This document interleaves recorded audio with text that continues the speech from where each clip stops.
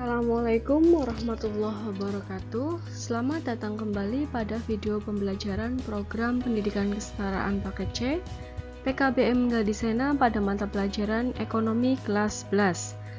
Pada video kali ini kita akan membahas mengenai modul 7 yang berkaitan dengan membangun ekonomi nasional. Unit 1, Pembangunan Ekonomi. Berikut pembahasannya. Unit 1, Pembangunan Ekonomi. Apa yang dimaksud dengan pembangunan ekonomi? Negara A dan B mempunyai data jumlah sebagai berikut. Untuk negara A, GDP tahun 2016 sejumlah 200, GDP tahun 2017 sejumlah 300, sedangkan untuk penduduk tahun 2016 sejumlah 30, dan penduduk tahun 2017 sejumlah 48.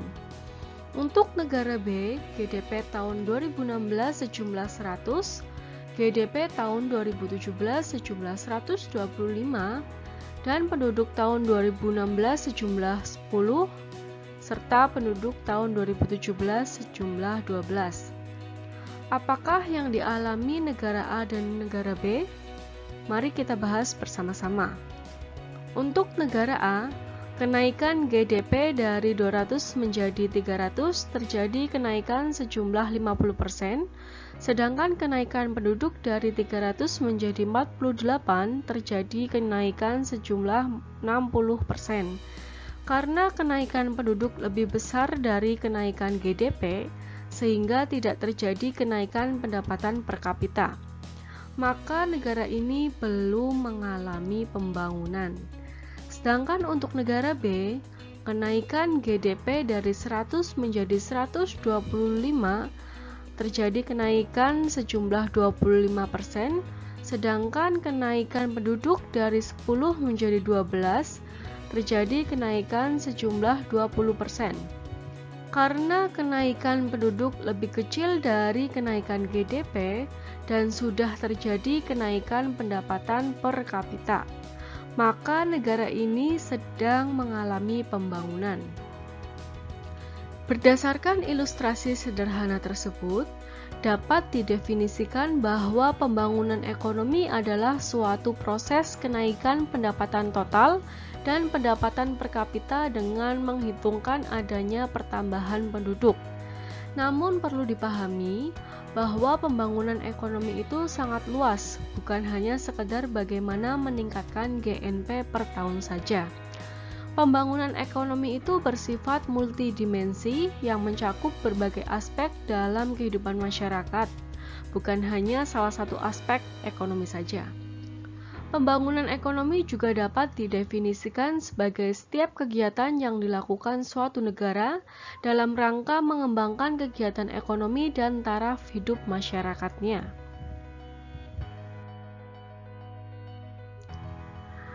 Dari definisi di atas dapat ditarik kesimpulan bahwa pembangunan ekonomi mempunyai unsur-unsur pokok dan sifat sebagai berikut. Yang pertama, suatu proses yang berarti perubahan yang terjadi secara kontinu.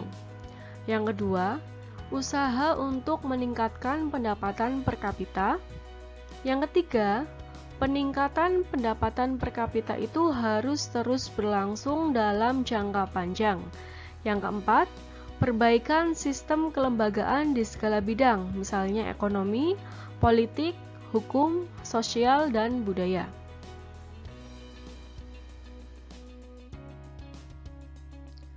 Faktor apa saja yang mempengaruhi pembangunan ekonomi? Coba Anda baca dua contoh artikel berikut ini. Artikel yang pertama, menurut Sutijastoto, Provinsi Maluku Utara merupakan salah satu provinsi di kawasan timur Indonesia yang kaya akan sumber daya alam. Maka dari itu, Balitbank ESD bersama dengan Kementerian Koordinator Bidang Kemaritiman dan Pemerintah Provinsi Maluku Utara bersinergi untuk mengoptimalkan pemanfaatan SDA di Provinsi Maluku Utara, khususnya di Halmahera. Provinsi Maluku Utara sangat kaya dengan sumber daya alam, namun dari sisi sektor ekonominya tidak berkembang karena katanya perlu listrik, padahal Maluku Utara memiliki sumber energi yang belum dikembangkan optimal, ungkap Sutijastoto. Dalam rangka mempercepat pengembangan ekonomi di Provinsi Maluku Utara ini, pemerintah kemudian membagi Halmahera menjadi 2 klaster berdasarkan letak wilayah, yaitu Halmahera Utara untuk klaster ekonomi 1 dan Halmahera Selatan untuk klaster ekonomi 2. Klaster ekonomi 1 didominasi oleh industri pertambangan logam, sementara klaster ekonomi 2 potensinya lebih beragam. Sumber dari http www.industri.co.id. Kemudian untuk artikel yang kedua, pemerintah Indonesia tengah gencar melakukan pembangunan dalam beberapa tahun terakhir demi mendorong perekonomian. Dalam upaya pembangunan, setidaknya ada 3 hal yang perlu dilakukan oleh Indonesia sebagaimana negara maju lakukan. Mantan Wakil Presiden Budiono mengatakan, negara-negara Asia Timur seperti Jepang, Taiwan, Tiongkok, dan Korea Selatan merupakan kelompok negara yang sukses dalam pembangunan ekonomi. Meski berbeda dari sisi kebijakan yang diambil, namun ada kesamaan dari apa yang dilakukan. Yang pertama, pembangunan dimulai dari membangun pendidikan yang sangat serius dan dilakukan secara massal. Yang kedua, harus diperhatikan dalam pembangunan ekonomi berkelanjutan adalah reformasi birokrasi, sehingga mampu mengurangi hambatan pembangunan.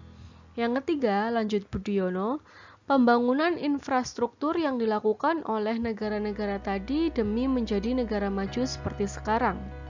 Menurut dia, 3 hal ini menjadi penentu meski di sisi lain masih ada beberapa hal yang perlu dilakukan oleh negara demi mendorong pembangunan. Jika dilihat pandangan berbagai ahli di bidang pembangunan ekonomi, memang determinan penentu pembangunan jangka panjang.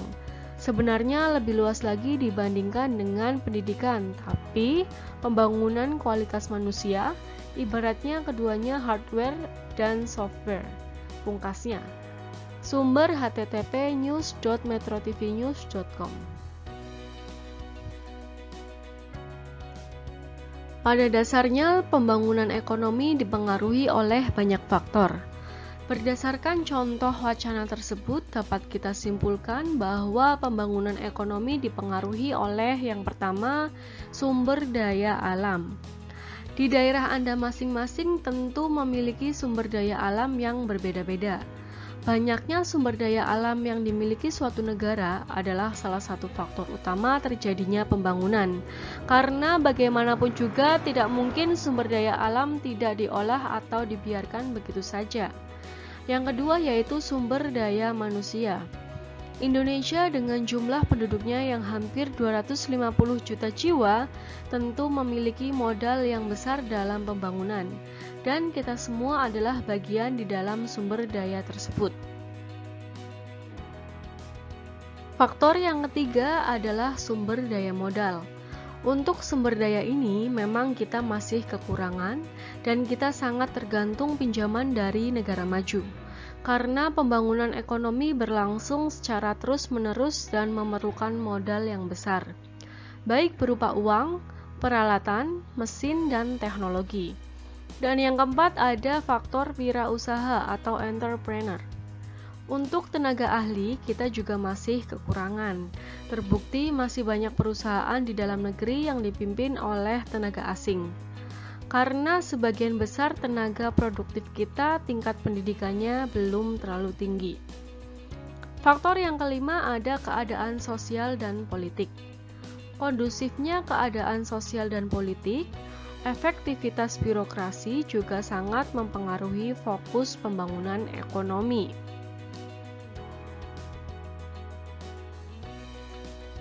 Indikator apa yang digunakan untuk mengukur keberhasilan pembangunan ekonomi? Berdasarkan pengertian tentang pembangunan ekonomi, diperlukan suatu indikator atau tanda untuk mengukur tingkat kemajuan pembangunan ekonomi suatu negara.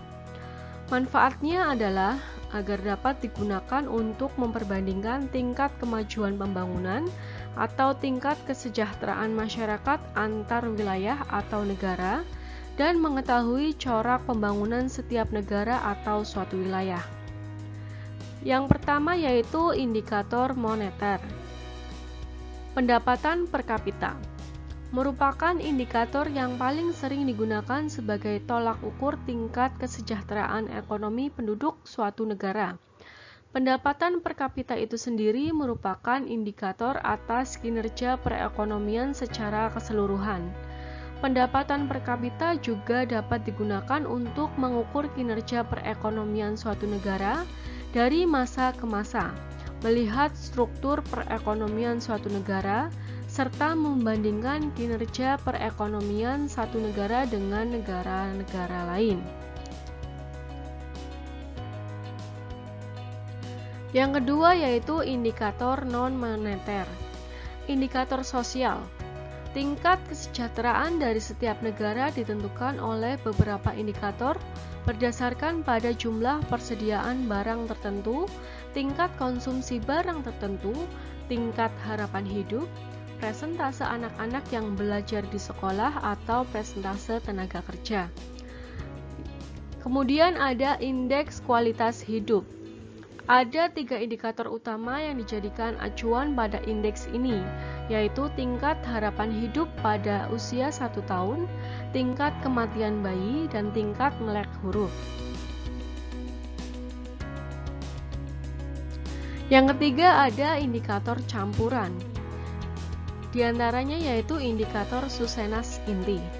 Pada tahun 1992, Biro Pusat Statistik atau BPS mengembangkan indikator Susenas Inti atau Core Susenas. Indikator Susenas Inti ini merupakan indikator campuran karena terdiri dari indikator sosial dan ekonomi.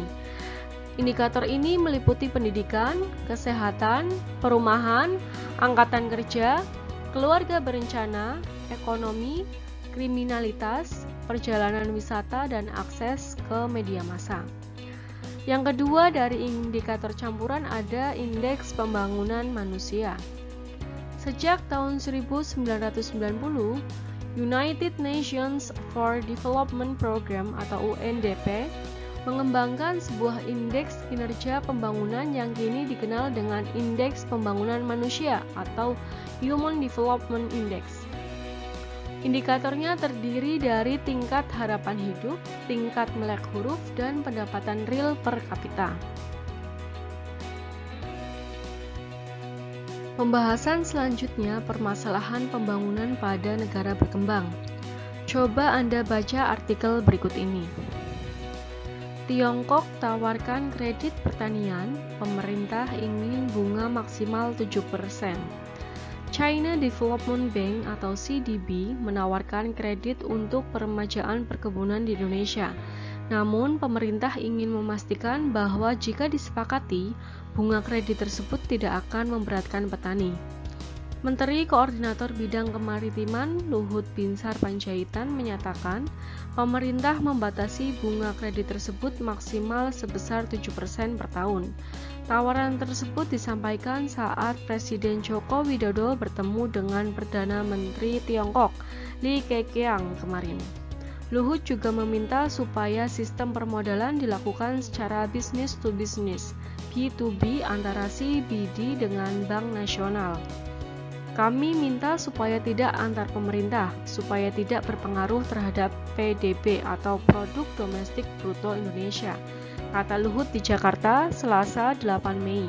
Sumber https://katadata.co.id. Dari artikel tersebut menunjukkan bahwa permodalan menjadi salah satu permasalahan yang dihadapi negara berkembang, sehingga negara berkembang sangat bergantung dengan negara lain dalam hal pinjaman. Selain itu, negara berkembang juga masih sangat tergantung pada sektor primer. Hal lain yang juga menjadi permasalahan adalah tingginya tingkat pertumbuhan penduduk dan jumlah pengangguran. Demikian pembahasan mengenai modul 7 unit 1. Kami dari PKBM Gandhisena mengucapkan terima kasih. Sampai jumpa pada video-video pembelajaran berikutnya. Wassalamualaikum warahmatullahi wabarakatuh.